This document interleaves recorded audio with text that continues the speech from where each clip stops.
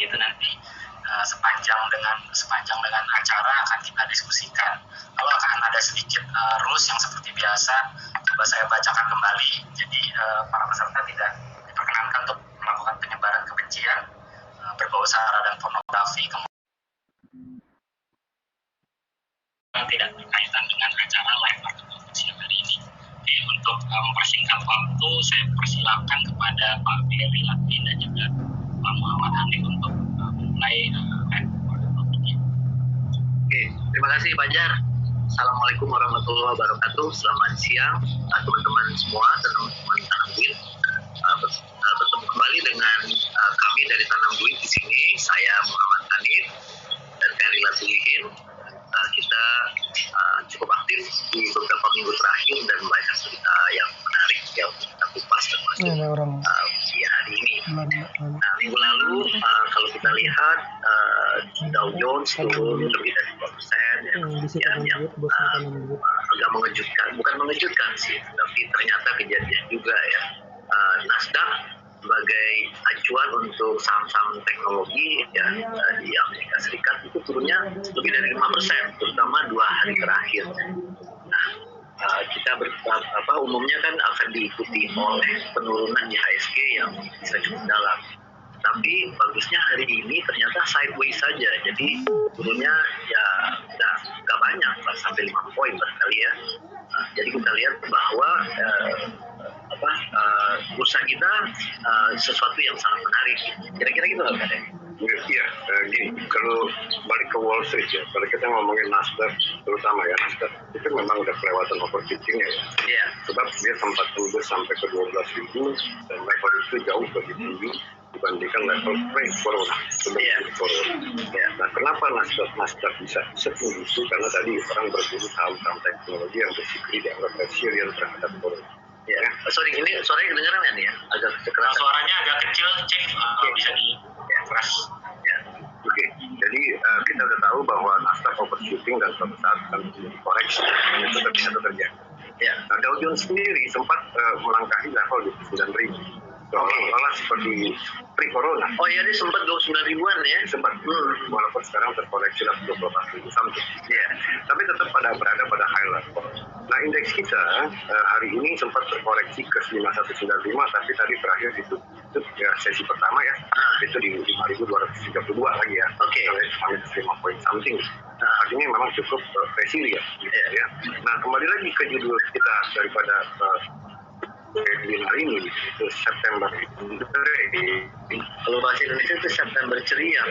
Bahasanya tidak Winata. Betul. Jadi gini ya, September ini itu buat orang-orang di barat ya, saya pernah juga di Belanda gitu kan, kalau September itu biasanya panas sekali ya. Panas, karena panas, kalau ada rain itu betulnya menyejukkan. Iya. Jadi gimana ya, romantis ya. Nah, pasar modal juga saya kira di bulan September ini akan romantis. Romantis artinya begini. Tidak jor-joran buy, tapi juga tidak jor-joran sell. Kenapa? Karena kita lihat bahwa angka-angka ekonomi itu mendukung. Yeah. Kita lihat ya, misalnya contoh adalah jobless rate di Amerika. Itu turun sangat drastis sekali di bulan Agustus. Yeah. Dari bulan Juli ya, 10,2%, sekarang 8,4% ya. Ada 1,4 juta manusia lagi yang masuk ke labor market, ya kan? Dan wages, yaitu gaji buruh, ini rata-rata naik 4,7%. Dan demand for labor itu sustain, ya, sehingga gaji buruh naik ya. Ya itu logikanya. Ya. Jadi based on economic numbers and figures sebetulnya nggak ada sesuatu yang mengkhawatirkan. Ya. Nah di kita sendiri kita lihat cadangan devisa kita juga sampai naik terus. Ini tertinggi loh. Iya tertinggi. 7,3 miliar. All time high ya. Nah apakah itu dari migas atau dari loan, nanti kita breakdown-nya. Itu udah jelas angka itu tinggi yang seharusnya tidak mengkhawatirkan. Tapi ada tapinya. Kita lihat yield obligasi pemerintah kita yang 10 tahun itu naik 25 basis point loh. Bisa ditampilin mungkin Pak Jar? Ya. Naik 25 basis point. Ini cukup tinggi loh. Ya. Dari 6,6 sekian persen menjadi yang yield bond ya. 6,95% kalau nggak sekarang ya. Ya. Dalam 2 minggu terakhir ya. Ya. Nah ini there must be something gitu loh ya. Kenapa kok yield naik? Berarti kan ada penjualan ya, iya. Sama mungkin oleh asing gitu ya, iya. Sehingga harga turun kan, ya kan, yield naik, itu lagi turun.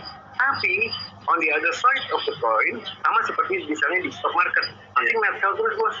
Ya, banyak, bahkan minggu lalu tuh sampai ada satu hari yang hampir 2 triliun mereka cash in. Ya, Artinya pasar modal kita pada waktu indeks 5.300. Tapi kita lihat juga bahwa rupiah kita lumayan stabil, stabil. Ya, 14.700, 14.600, tidak kebablasan 15.000. Ini mengindikasikan bahwa memang asing pull out of the market, tapi belum tentu kabur keluar dari Indonesia, gitu loh ya.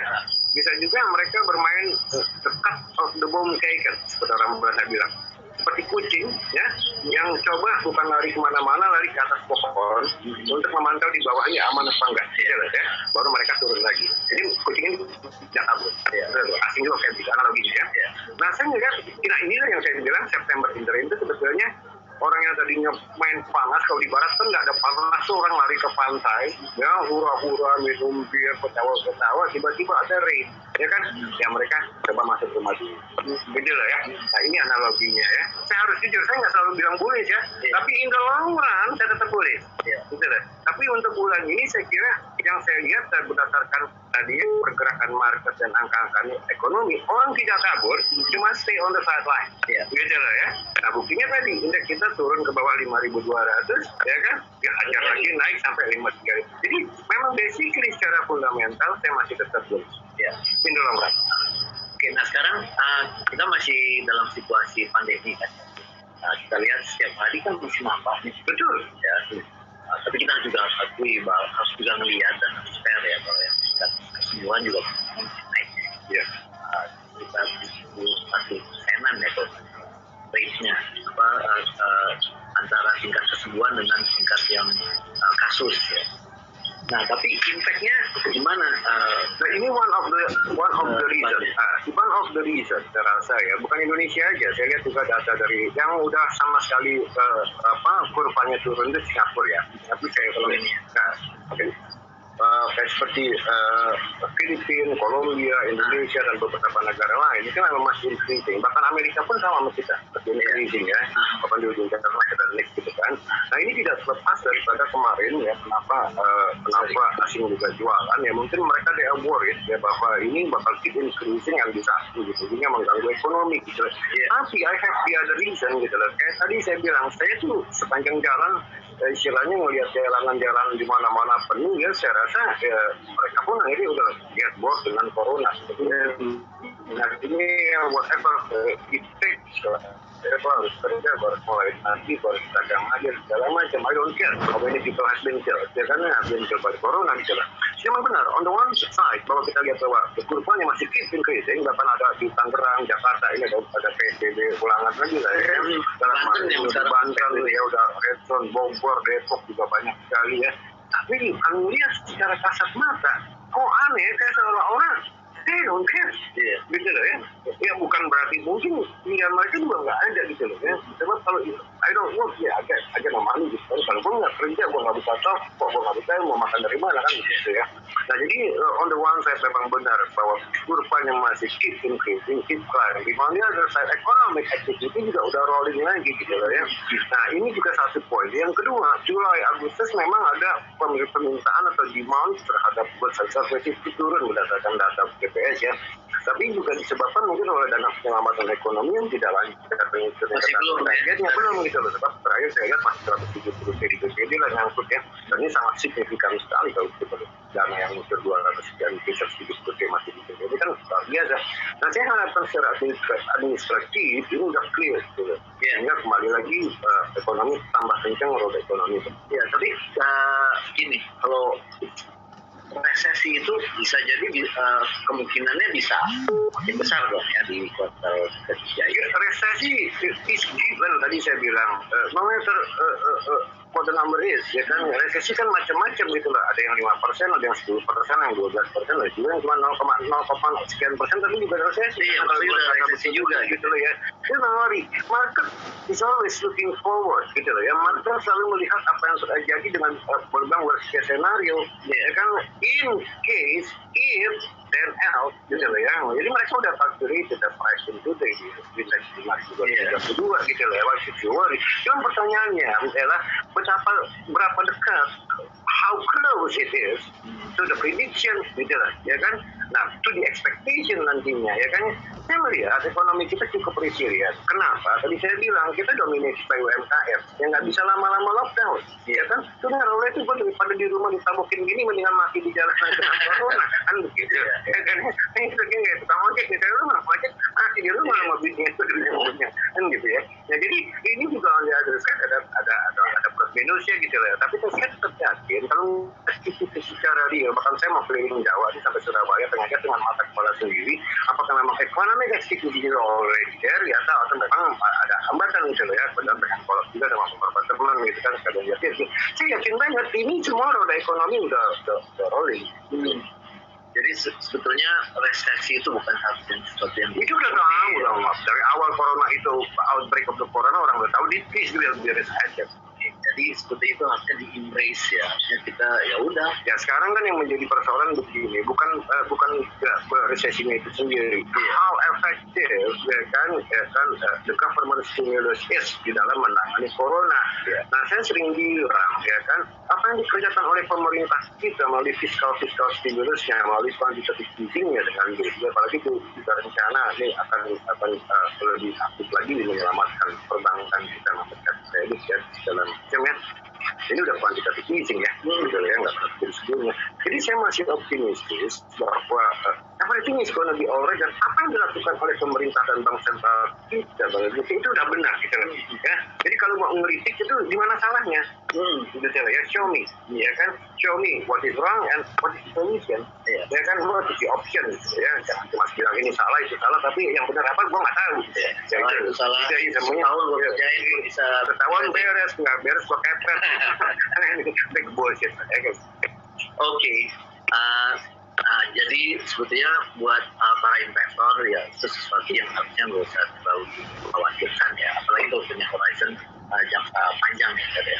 Ya kalau horizon minimal 6 bulan, apalagi kalau setahun apalagi lebih bagus lagi. Saya lihat begini, kembali lagi kepada standpoint saya sejak awal, pasca corona, the only bright spot in the world economy itu cuma Asia tuh. Ya kan, just forget it dengan US. US sebelum corona pun si Buffett udah full out. Karena apa? This will be a long lasting slump economic growth gitu loh ya. Total zero, total productivity is zero. Padahal unemployment udah 3,5%, tapi world growth cuma 1,5%. Nggak bisa berlebih tinggi. Bahkan inflation juga nggak mencapai target. Artinya apa? Memang ada structural problem. Ya bukan cuma bisnis cycle, ada structural problem di US advance ekonomi. Saya katakan tadi bukan tidak mungkin US is mimicking apa yang terjadi dengan Jepang ya sejak tahun 92 hingga ini hari gitu loh ya. The party is over. Begitu juga dengan Eropa, paling tinggi 1,1%, 1,2% ya kan. Tapi negara-negara emerging market finansial seperti Indonesia, Filipina, Thailand, Sri Lanka, Vietnam, Bangladesh, Malaysia, ya Thailand ya. Ini masih bisa tumbuh 5% Indonesia gitu lah. Ya mungkin kalau memang terjadi game changer, corona ini menjadi game changer, artinya ada realokasi industri akibat supply chain terganggu, mungkin bisa higher dari 5% gitu lah ya, pemasukan FDI dan segala macam ya. Jadi dan juga jangan lupa, saya masih yakin banget ya bahwa this century abad ini akan belong to Asia. Saya tetap yakin ya, karena saya bilang abad ke-19 milik Eropa, abad ke-20 milik Amerika, sekarang dengan emergence of China, bukan tidak mungkin abad ini abad ke-21 will belong to Asia. You keep saying that ya, all I keep saying that. Yes. Oke, nah sekarang kalau kita lihat dari sisi tingkat bunga ya, karena ini akan tentunya sudah indikator maka tingkat bunga kita ini sering kita bahas dan kita kayaknya harus bahas juga. Apakah tingkat bunga kita yang BI 7 days repo rate-nya itu yang sekarang 4% yang akan tertahan di situ, atau masih tetap ada room untuk ada trade off ya, ada trade off ya, ada trade off turunin suku bunga dengan exchange rate itu selalu, karena liquid financial market all over the world gitu. BI takut seandainya dia track down turunin suku bunga tinggi repo rate lagi, ini yang kena adalah nanti rupiah ya kan, ya menjadi tidak menarik ya, atau mereka yang sudah ada di bond market dia bilang wah harga bond naik ya, I take profit and go away gitu ya. Saya yakin Kalau BI prudent, dia tidak secepat mungkin menurunkannya sekarang, masih menahannya. At least sampai akhir tahun. Gitu lah ya. Jadi bukan the next opportunity. Ya. Jadi jangan sampai rupiahnya juga menguat banget gitu ya. Jangan sampai rupiah melemah malah. Melemah, Nah, ya. kalau diturunin bisa terjadi rupiah melemah. Ya. Kalau tingkat bunga turun ya. Kalau tingkat bunga turun. Jadi lebih baik begini. Apa yang dilakukan BI, kalau boleh saya saran, itu yang harus dilakukanlah dual interest rate policy. Artinya dual interest rate policy adalah memanage lending rate dari commercial bank ke consumers, ke business, dan depository. Ya kan? Ya, Bukannya memang gitu, saya belum tahu. Saya kira ini sesuatu yang baru ya. Jadi selama ini fokus masih pada BI repo rate ya. Tapi kalau memang BI mau aktif dan proaktif, seharusnya itu dia managing bagaimana the spread between lending rate and deposit as such, and the level of lending rate as such, deposit as such ya, sehingga ekonomi kembali lagi ke dalam equilibrium. Betul ya. Jadi saya kira ini yang saya rasa BI akan menuju ke sana seharusnya ya, kalau they are aware of gitu loh ya. Sebab apa? Ngandelin 7 days repo rate itu cuma sekedar di financial sector, Bang.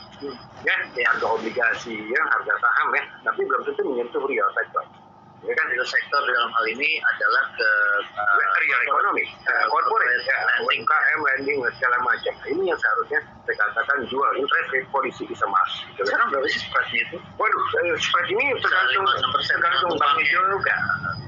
Kalau bank besar mungkin Bisa 6%, bisa masing-masing kita bisa 6%. ya. Dan ini huge spread ya kan, sampai bank dibilang wah ini interest marginnya sudah kelewatan tingginya gitu ya. Tapi nggak ada competition. Ya kan, pasar modal kita ini sangat cetek sekali, sehingga when you need funds, you go to the bank. Nggak bisa lain, ya kan, nggak bisa fundraising di tempat lain. Oke, jadi kaitannya kalau dengan ini kan gimana?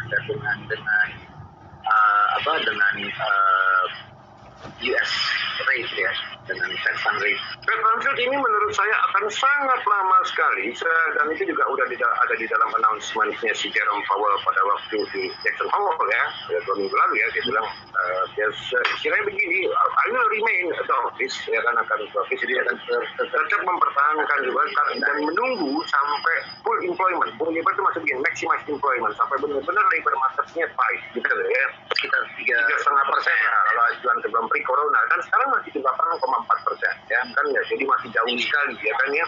Dan yang kedua, itu akan makan waktu berapa lama? Nah itu bisa makan waktu boleh bilang sampai pertengahan tahun depan, satu. Dan yang kedua, lebih parah, lebih gila lagi adalah dia sadar bahwa inflation target yang dikejar sebelum pre-corona nggak pernah tercapai, bos. Ya 2% itu nggak pernah tercapai. Maka dia bilang kita harus naikkan inflation target kita dari 2% mungkin 2,5-3%. Artinya apa? Dia ready to pump money into the economy walaupun supaya ada inflasi, ya, supaya cuma kembali lagi harga iras. Nah, makanya saya bilang akan panjang sekali kalau ngomongin Fed Fund Rate, sama lah seperti setelah tahun 2008 itu kan.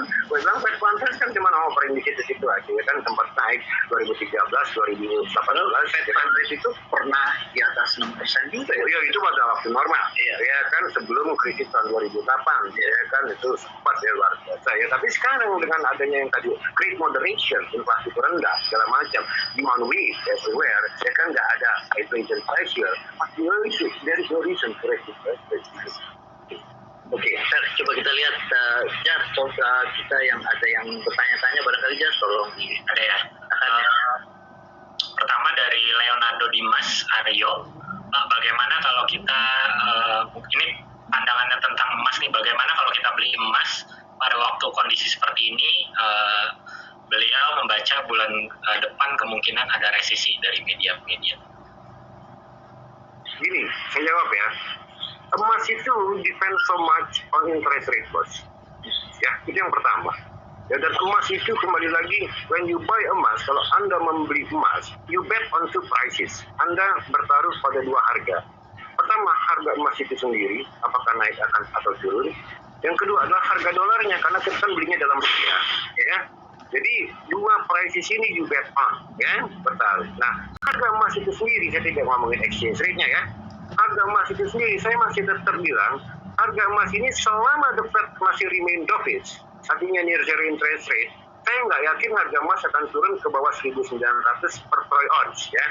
Nggak yakin saya itu. Ya, orang akan keep, bukan keep lah ya, safe haven masih di emas, karena kalau you buy treasury yield naik ya kan, you get burn, harga turun ya kan, emas masih stable bisa gitu loh. Nah jadi variabel yang dependnya adalah dependent variabelnya adalah kembali lagi suku bunga. Kalau as long as the Fed keeps interest rates near zero, I believe perform emas sulit terjatuh ke bawah 1.900.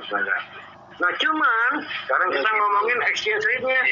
Saya khawatir kalau the Fed keeps interest rate near zero, bukan tidak mungkin dolarnya ini loyo terhadap mata uang lain gitu loh.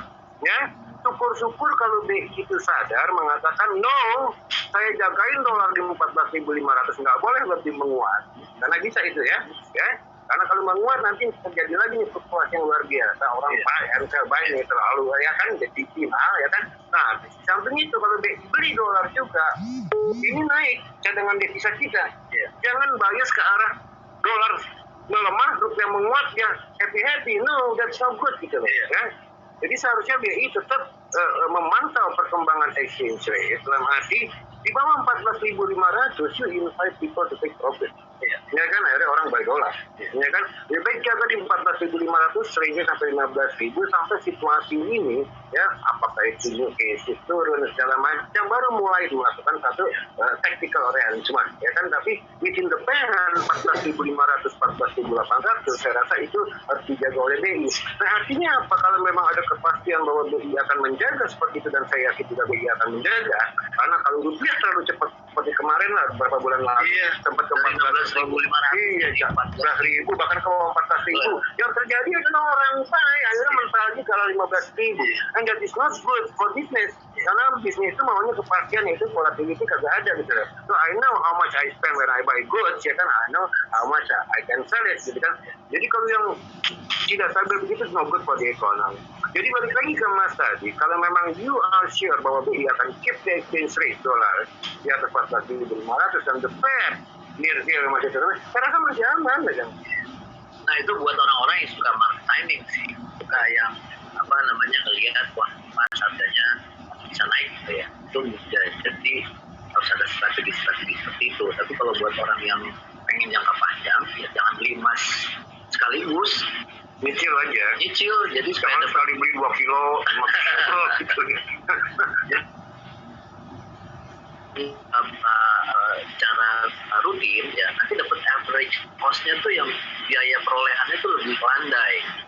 Jadi nanti kalau karena dalam jangka panjang memang emas itu tetap naik ya, relatif naik dan lebih bagus dari inflasi memang.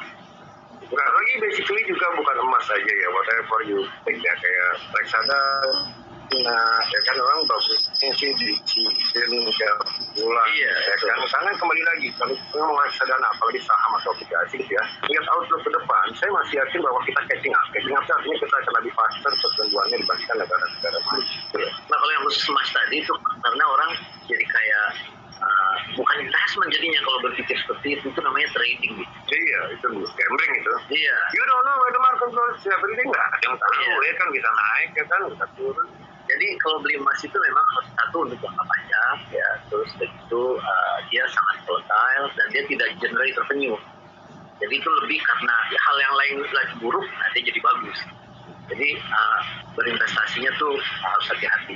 Tapi bagusnya memang di spread ya. Jadi gini, in case you have misalnya 100 perak ya kan, berapa perak untuk emas, berapa perak untuk fixed income, berapa perak untuk saham gitu loh. Itu lebih bagus gitu loh. Ya ketimbang satu emas semua gitu kan. Padahal udah banyak emas di Cirebon. Oke, Jar, berikutnya Jar. Berikutnya ada dari Budi Raharjo bertanya terkait pandangan Bapak terkait dengan instrumen pendapatan tetap saat ini, apakah masih ada peluang sampai akhir tahun, Pak? Kalau saya melihat yield yang naik 10 tahun ya, artinya ini ada 2 minggu terakhir lah terutama ya, bagaimana harga obligasi itu turun, sama juga harga saham itu turun ya, kita lihat ya. Tapi kalau melihat sampai akhir tahun, saya masih yakin pertama it depends on the corporate earnings yang keluar reportnya itu bulan Oktober ya. Ya karena itu saya bilang September in the range itu maksudnya ya orang juga lihat ke depan bahwa ini gue pengen tahu nih corporate earnings bagaimana. Tapi kalau kita lakukan survei sehari-hari ya kan melihat apakah economic activity is there, saya masih yakin banget bahwa ini mendahului data BPS ya. Saya masih yakin banget bahwa saham maupun obligasi harganya ini sampai akhir tahun masih bisa lebih tinggi ketimbang drop. There is no reason to go down, gitu loh. Karena semua udah mulai lagi gitu loh. Ya, jadi aneh kalau ekonomi udah mulai lagi malah turun gitu loh ya. Kecuali kalau udah overprice. Kecuali kalau udah kita nggak overprice seperti Nasdaq ya, dan sama sekali nggak ada return juga. Nah itulah ketinggalan atau kelemahan daripada emerging market selalu lagi dibandingkan negara-negara. Bahkan Amerika tuh gila, mereka yang bikin krisis mereka sendiri orangnya kuat. Kan aneh gitu ya. Nah, lu sendiri yang bikin gara-gara aku mah tawarnya menguat. Ya kan hegemoni ya. Nah, kalau saya tetap punya pesan ya, given bahwa di Indonesia ini kita ini kan kebanyakan adalah para fixed income earners nih, orang yang sehari-hari atau pendapatannya kan fixed income dari gaji. Jadi saya sangat menyarankan jangan melihat jangka pendek. Justru harusnya melihatnya untuk jangka panjang. Jadi kalau misalnya udah harus punya goals ya. Untuk reksadana yang untuk punya goals yang jangka panjang ya punya reksadana saham. Nanti setelah 3 tahun menjelang jangka panjang yang akan jatuh tempo ya di rebalance. Nah, khusus untuk yang reksadana pendapatan tetap ya, kalau punya jangka waktunya 2 tahun sampai 4 tahun ya itu tetaplah berinvestasi di situ dan tetap berinvestasi juga secara rutin. Nah ini perlu saya selalu sampaikan dari waktu ke waktu, jangan karena kita punya adalah fixed income earner, terus habis itu coba-coba market timing. Kita bisa bahaya malah ya, karena kita melihatnya jangka pendek. Itu tapi iya, kalau ngomong ke sana itu kan boleh saya tambahkan ya, ada waktu ketika saat market itu normal. Iya. Ya seperti sebelum pre-corona, ya kan. Ada waktu di mana market itu tidak normal. Iya. Gitu loh. Ya. Di sini strateginya berbeda gitu loh ya kan. Pada waktu market masih normal, terus terang aja saya tidak colek sedikit pun reksadana saham, gitu ya, karena saya rasa ini bakal flattening, ya kan, bakal turun, kemungkinan bahkan pun cash in segala macam. Tapi begitu saya lihat market ini tragedi, jebol sampai ke 3.900, saya bilangnya semua orang masuk ini saat that's market timing, gitu ya. Jadi market timing. Nah sekarang pun apakah masih bisa market timing? I think yes, I keep buying, gitu loh ya. Saya tetap beli IC 30, gitu ya. Karena apa? Ini saat yang tidak normal, masih belum normal gitu loh ya, akan menuju normal. Jadi kalau menurut saya saat terjadinya bencana atau tidak normal, itulah saatnya beli. Itu make money ya. Memang risiko volatility di setengah jalan pasti tinggi. Tapi if you keep your portfolio, you hold it 1 tahun ke depan, apalagi horizonnya lebih panjang, 2 tahun, 3 tahun, I think you still make money. Untuk orang yang memang ada uang cashnya ya. Tapi buat orang yang rumah mertua yang mengandalkan dari uang bulanan dari gajian ya, itu buying aja tetap sebetulnya sama ya, buying. Tapi kalau sekarang memang ada suasana market timing itu masih kental banget. Ini the right time lah. Saya bisa salah ya, tapi setelah 22 tahun saya di market, saya selalu menggunakan market timing. I'm not discouraged to do it. Ini buat teman-teman yang mau bertanya, tolong pertanyaannya jangan di kolom yang chat ya, tapi yang Q&A. Jadi kita akan fokus di menjawab yang ada di Q&A. Selanjutnya, Jar? Selanjutnya dari Akmal Rangga Putra, bagaimana tanggapan Bapak terkait wacana dibentuknya Dewan Moneter, Pak? Nah, menarik. Itu suku bunga ke depan, Pak. Enggak, ini ternyata udah dibantah oleh Sri Mulyani ya di satu media ya, kalau nggak salah tadi saya broadcast juga, bahwa itu sebetulnya wacana itu tidak berasal dari pemerintah, tapi dari DPR gitu loh. Nah saya sudah mengeluarkan komentar-komentar di beberapa media juga bahwa Dewan Moneter itu setback, balik lagi ke zaman Orde Baru ya. Kita nggak memerlukan Dewan Moneter. Kenapa? Kalau Dewan Moneter itu implikasinya adalah mencabut independensi BI, ini terjadi capital outflow. Ini rusak, dolar bisa ke 20.000, bos. Percaya deh sama saya ya. This is not a good idea ya. Saya nggak tahu apa alasannya, kalau memang itu berasal dari DPR, alasannya apa untuk mewacanakan Dewan Moneter gitu. Tapi setahu saya Sri Mulyani udah membantah bahwa itu tidak berasal dari pemerintah. Fine gitu kan. Jadi yang namanya Dewan Moneter, bos, itu is a bad idea, apalagi dalam kondisi tragedi seperti ini. Ini akan mengirimkan sinyal negatif ke market, ke pelaku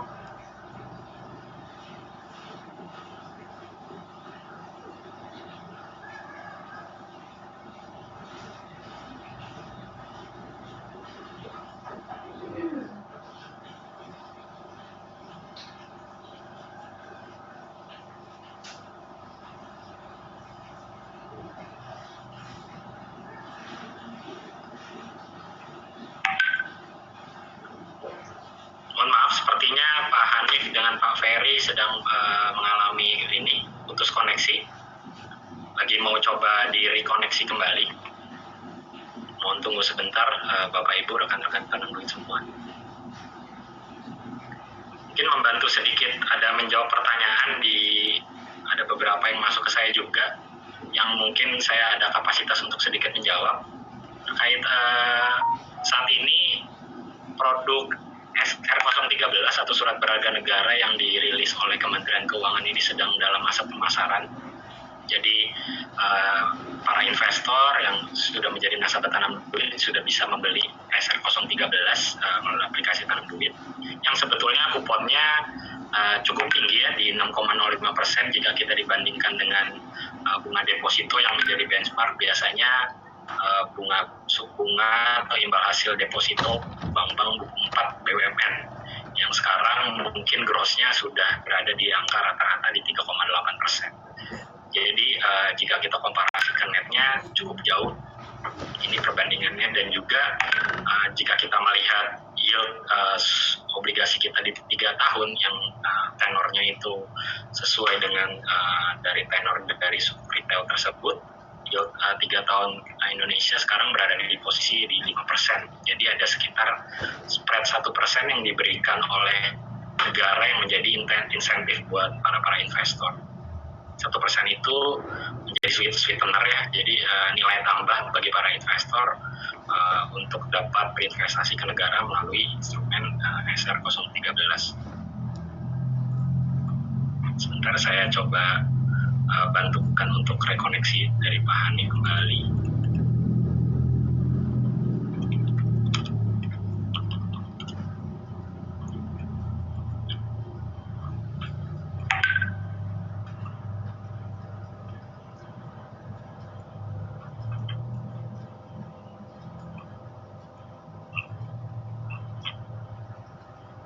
Para peserta, jika ada pertanyaan kembali bisa dituliskan di kolom Q&A.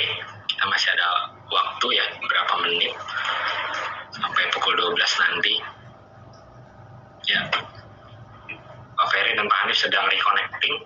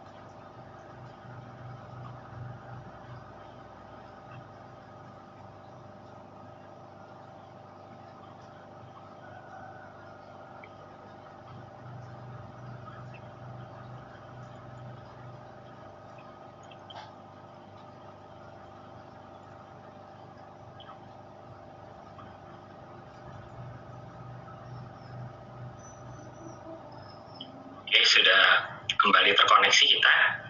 Pak Hanif.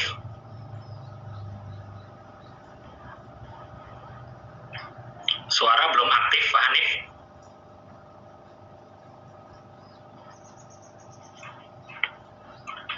Suara belum keluar, Pak Hanif. Oke, Jan. Ya. Udah? Sudah aman.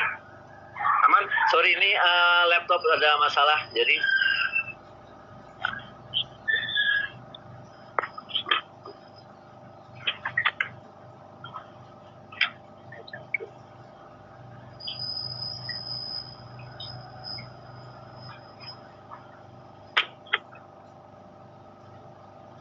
ya, Jan. Oke. Sorry. Ya, bisa dilanjutkan. banget. Ya, bisa dilanjutkan, Pak. Oke, Ya. saya lanjutkan ya. Sorry tadi ya, ada technical problem dengan laptopnya. Sorry banget.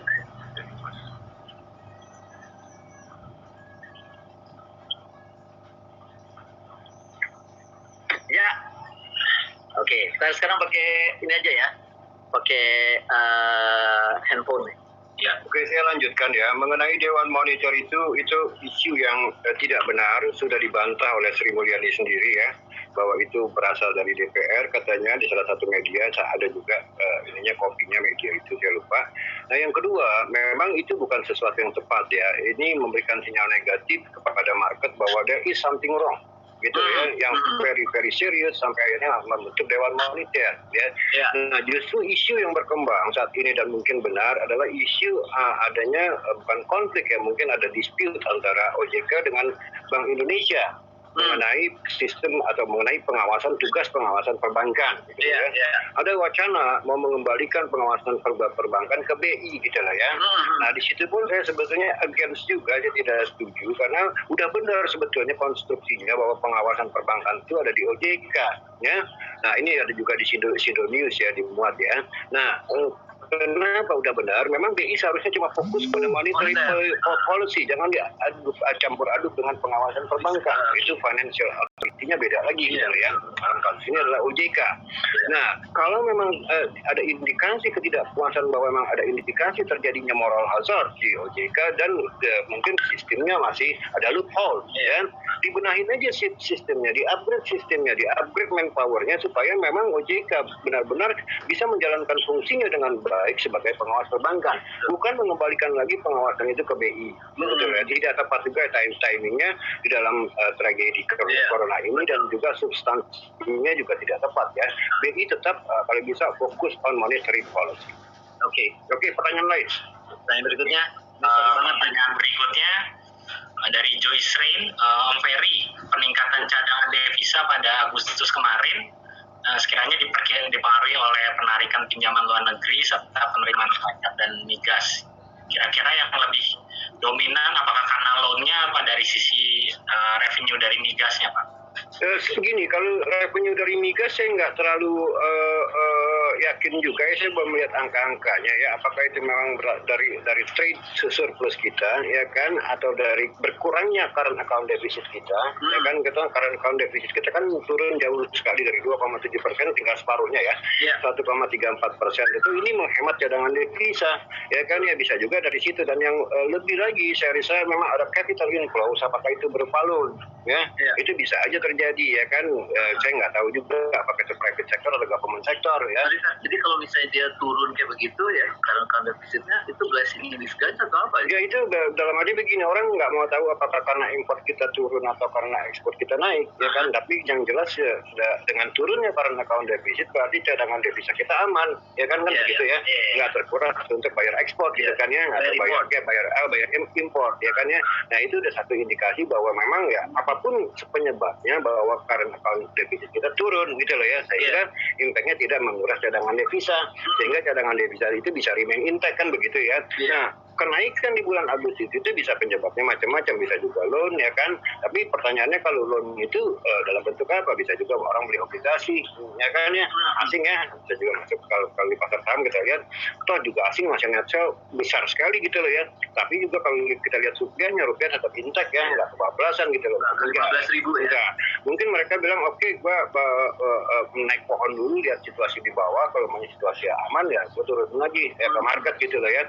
Jadi poinnya adalah mereka tidak kabur gitu ya, sehingga rupiah masih aman. Nah balik lagi ke situ, saya breakdownnya belum tahu apakah ini karena migas, apa memang karena ekspor, apa tahu memang karena loan ya, naiknya cadangan devisa kita. Yang jelas naiknya cadangan devisa ini tentu menggembirakan ketimbang turun. Iya betul banget. Oke, ada lagi pertanyaan?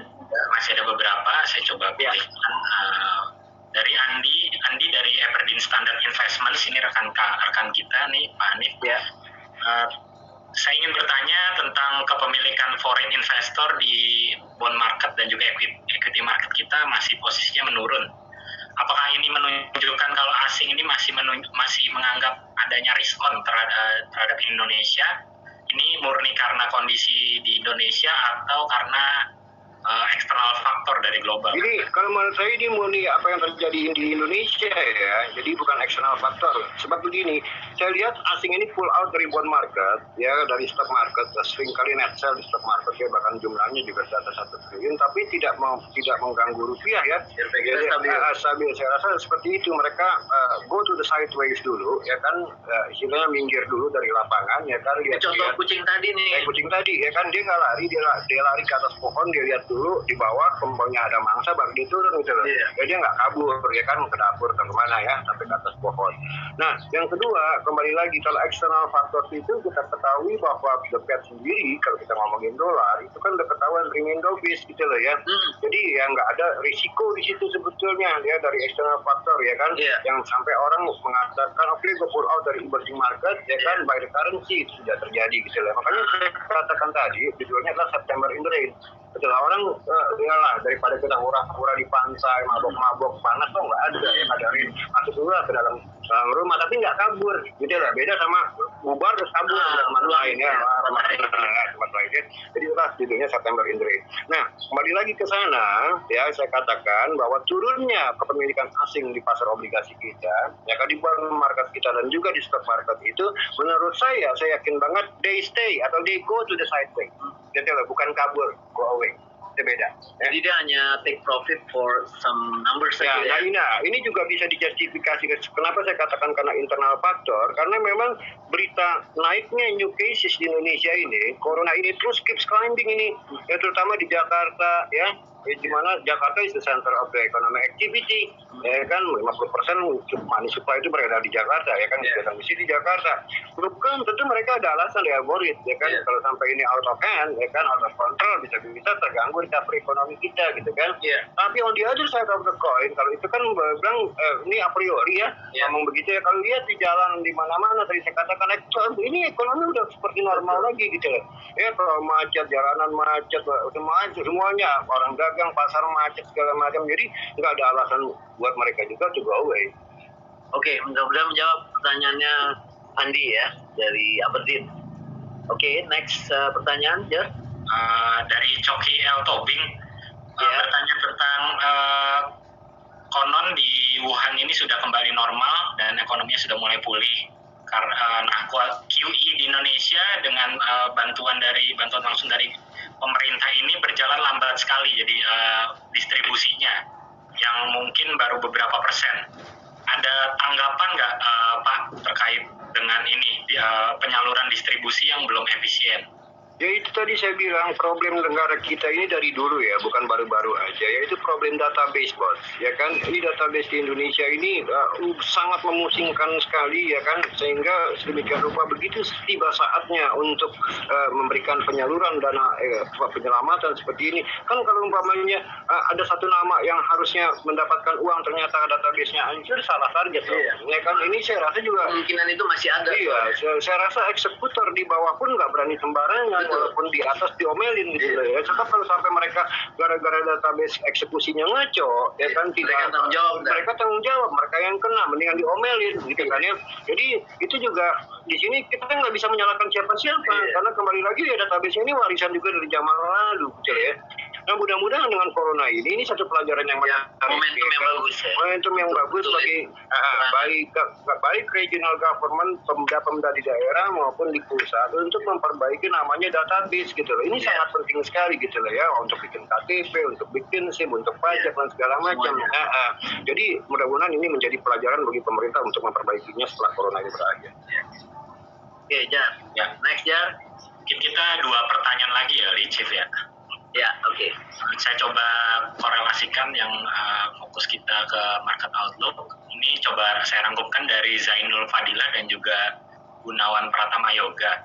Terkait jika kita komparasi dengan indeks-indeks di negara-negara lain, IHSG masih lagging nih, dan juga terkait dengan indeks-indeks saham syariah kita yang belum naik juga kinerja-kinerjanya. Bagaimana kira-kira prospek ke depan? Ya ini kesempatan ya, mumpung kita lagging, kalau menurut saya justru ini blessing in disguise ya. You can buy low ya.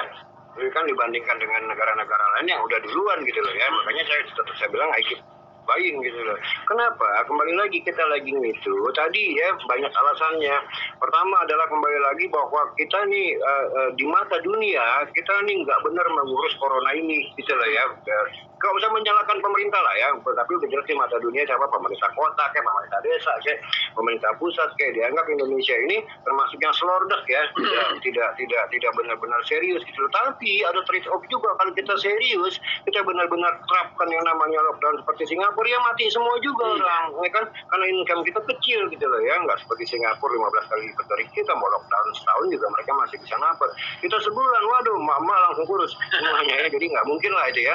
Nah tapi kembali lagi back to the fundamental number, saya yakin banget dengan inflasi yang 1,3% ya kan, termasuk manajemen ya, dan memang proyeksi bahwa paling banter kita minus 2% sepanjang tahun 2020 ini, dan ada kemungkinan due to pent up demand, konsumsi yang tertunda bahwa tahun depan recover 5,5%, bahkan saya masih bisa bilang bisa aja ke 6%. Ya why worry gitu loh ya, bahwa kita lagi dibandingkan yang lain ya ini satu keuntungan untuk buy gitu. Karena kita lihat juga tadi pagi indeks sudah jatuh ke 5195, akhirnya ditutup di sesi pertama 5232 gitu loh ya.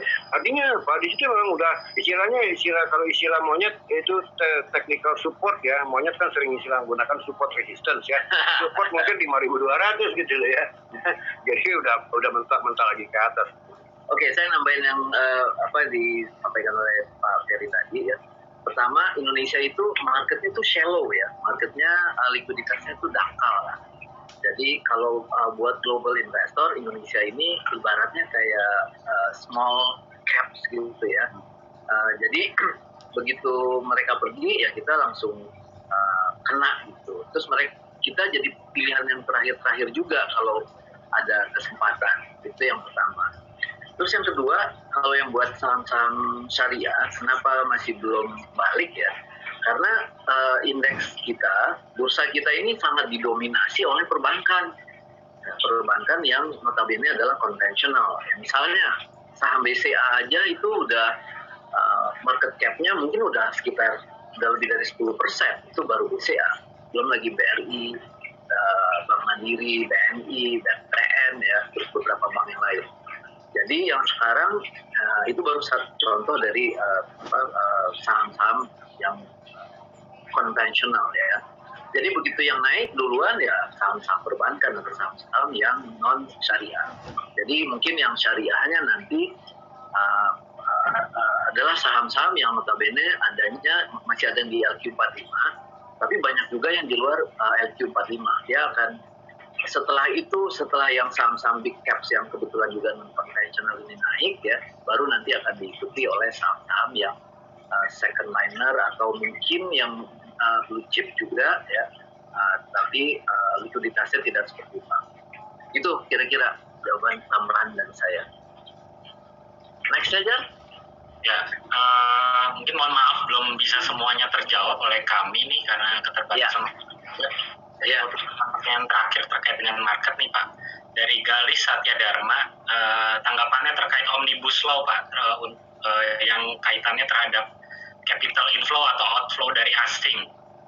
Itu bagaimana efeknya ke market kita Pak? Tujuannya daripada Omnibus Law ini kan sebetulnya kalau boleh saya ambil kesimpulan sendiri ya, ini kan untuk memperbaiki iklim investasi di negara kita. Nggak mungkin pemerintah meluncurkan itu kalau tidak tujuannya adalah yang baik gitu loh.